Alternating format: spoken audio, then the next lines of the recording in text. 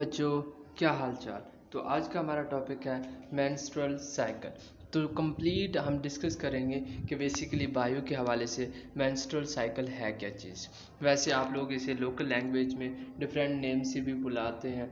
Menstrual cycle कह लें, menses कह लें, गर्ल्स प्रॉब्लम कह लें, सो ऑन, जो कुछ भी कहते रहे। तो सबसे पहले है क्या चीज़ ये मेंस्ट्रुअल साइकिल। तो बेटा, साइकिल मीन ये होता है कि ज़ीरो से स्टार्ट हुआ, घूम घाम के दोबारा से ज़ीरो पे पहुंच गया, दैट इज़ साइकिल। तो मेंस्ट्रुअल साइकिल भी सेम ऐसे ही है कि 1 डे से जो स्टार्ट होगा वो 21 डेज गुजरने के बाद दोबारा से 1 से स्टार्ट होगा। तो इस पूरे पीरियड को हम कहेंगे कि दैट इज़ साइकिल। ये साइकिल डिफरेंट फीमेल्स के अंदर डिफरेंट प्रोसेस के हिसाब से हो रहा होता है। बाजू का लॉन्ग हो जाता है, बाजू का नॉर्मल होता है, बाजू का टू शॉर्ट होता है या बार बार रिपीट होता रहता है। तो ये डिफरेंट कंडीशंस हैं, हम पढ़ेंगे, डिस्कस करेंगे इसके हवाले से। तो सबसे पहले अगर नॉर्मल की बात करें तो नॉर्मल जो एवरेज ये साइकिल होता है या ड्यूरेशन होता है that is 21 to 35 days. And जिसमें मेंसेस मीन के ब्लीडिंग होती है वो 2 to 7 डेज होती है। उसके बाद अगर हम बात करें तो ये जो है स्टार्टिंग यानी आफ्टर प्यूबर्टी जो स्टार्टिंग वाले 2 to 4 ईयर्स होते हैं उनके अंदर ये पीरियड आलमोस्ट वेरी लॉन्ग होता है। ठीक है। तो इसकी बात करें, अगर ये पीरियड 28 डेज़ का फॉर एग्ज़ाम्पल है, मीन 28 डेज़ का ये जो हमारे पास मेंस्ट्रुअल साइकिल है वो है, तो इसको हम लीड कैसे करेंगे, इसका फेस कैसे बनाएंगे, तो ये चीज़ पढ़ेंगे हम। तो यहाँ पे आप लोग पहले से ही देख सकते हो कि हमारे पास सबसे पहले 1 to 7 days that is menstruation mean that is the period of bleeding. उसके बाद रिकवरी पीरियड होता है जो कि जिसके अंदर हम ओवल्यूशन भी कर सकते हैं। उसके बाद फिर से दूसरा डिग्रेडेशन फेज होता है जिसके बाद दोबारा से रिपीट वही मेंस्ट्रुएशन, वही फर्टिलिटी एंड फिर से डिग्रेडेशन। इसके बाद चलें आगे पढ़ते हैं हम लोग faces of the menstrual cycle. तो हम लोगों ने इस मेंस्ट्रुअल साइकिल को 3 फेसेस के अंदर डिस्ट्रीब्यूट किया है ताकि हम इजी इनको क्लासीफाइड करके ईजिली अंडरस्टैंड कर सकें कि हाँ भी इस फेस के अंदर क्या हो रहा है। तो सबसे पहले नंबर पे है फॉलिकुलर फेस जो कि डे 1 to 12 डेज तक होता है। उसके बाद ovulation face 13 to 16 and luteal face 17 to 28 days. Little bit मैं आपको इसका ओवरव्यू यहाँ पर देता चलूँ कि फोलिक्यूलर फेस मीन कि इसमें बेसिकली हम लोग पहले भी पढ़ चुके हैं कि ओवरीज के ऊपर छोटे छोटे फोलिकल्स होते हैं जिसकी वजह से एग या सेकेंडरी ओ साइट हम लोगों ने पढ़ा था वो प्रोड्यूस होते हैं जो कि फर्टिलाइजेशन में हेल्प आउट करते हैं। तो इसमें वो चीज़ प्रोड्यूस होगी। ओवल्यूशन, इसमें क्या होगा कि एग उस फोलिकुलर फेस से बाहर निकल आएगा। ठीक है। अब वो जो फोलिकुलर फेज से बाहर निकल आएगा उसके बाद वो चला जाएगा फैलोपियन ट्यूब में और स्पर्म के साथ मिलकर फर्टिलाइजेशन होगी। अगर नहीं होगी तो वो बाद का प्रोसेस है। ल्यूटियल फेज, अगर फॉर एग्जांपल प्रेगनेंसी नहीं हुई तो ल्यूटियल फेज जो है वो स्टार्ट होगा एंड उसके बाद एंडोमेट्रियम की जो है वो लाइनिंग टूट जाएगी। लेकिन अगर प्रेगनेंसी हो गई है तो कार्पस ल्यूटियम प्रोजेस्टेरोन रिलीज करेगा और उसके बाद प्रेगनेंसी का ड्यूरेशन स्टार्ट होगा। तो चलो शुरू करते हैं। सबसे पहले नंबर पे है फोलिक्यूलर फेस डे 1 to 12।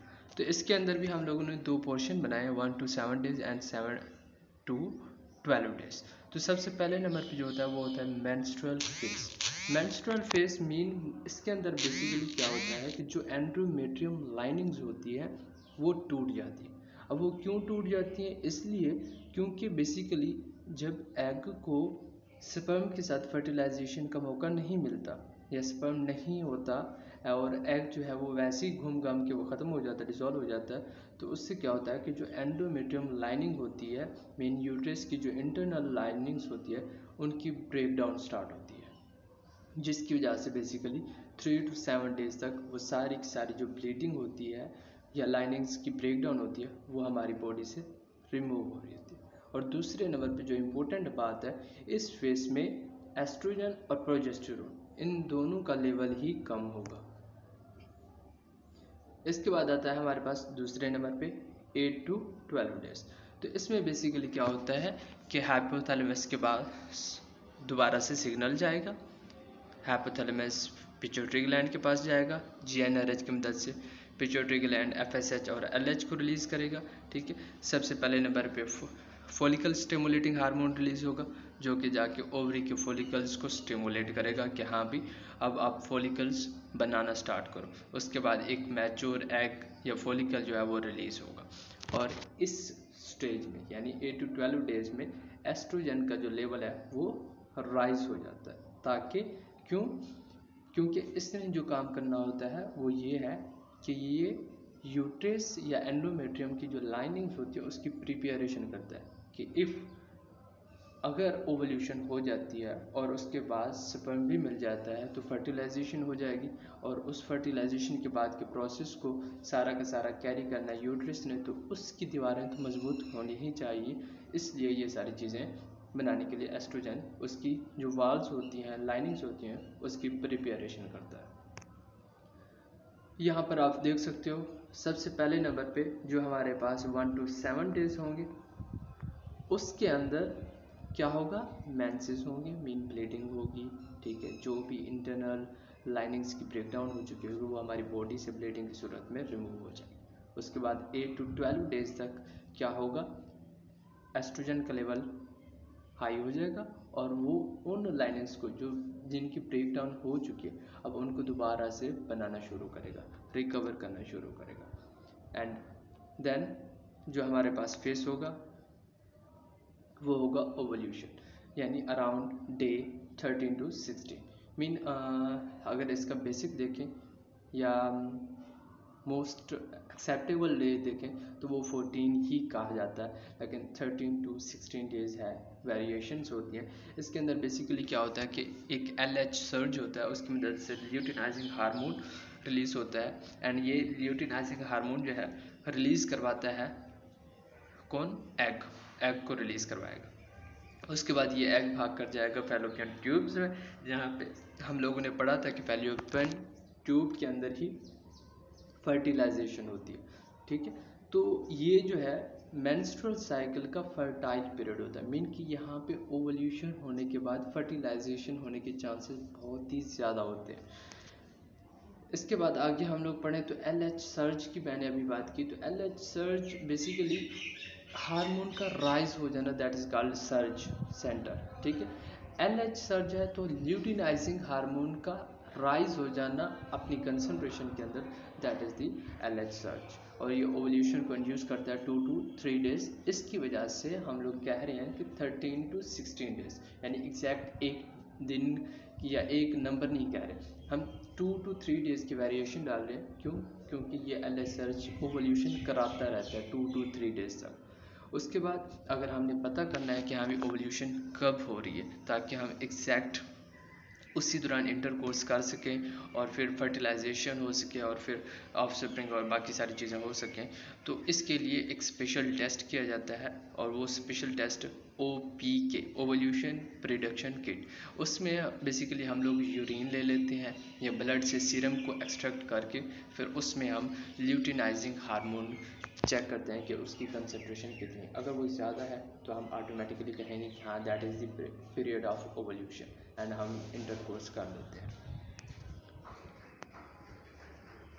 उसके बाद आता है हमारे पास ल्यूटियल फेज। अब ये जो ल्यूटियल फेज है ये है लास्ट फेज या लास्ट स्टेज।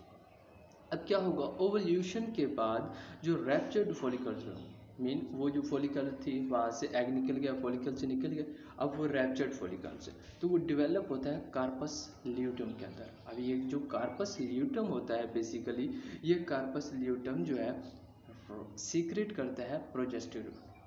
अब अगर वो जो बेचारा एग निकल गया है वो स्पर्म के साथ मिल गया है, फर्टिलाइजेशन भी हो गई है, सारा कुछ हो गया है, तो ये प्रोजेस्टेरोन क्या करेगा, उस प्रेगनेंसी को, उस हमल को मेंटेन करेगा टिल जब तक के यानी बर्थ नहीं हो जाती। लेकिन इन केस अगर फर्टिलाइजेशन नहीं होती तो ये कार्पस ल्यूटम जो है वो टूटना शुरू हो जाता है, डीजेनरेट हो जाता है।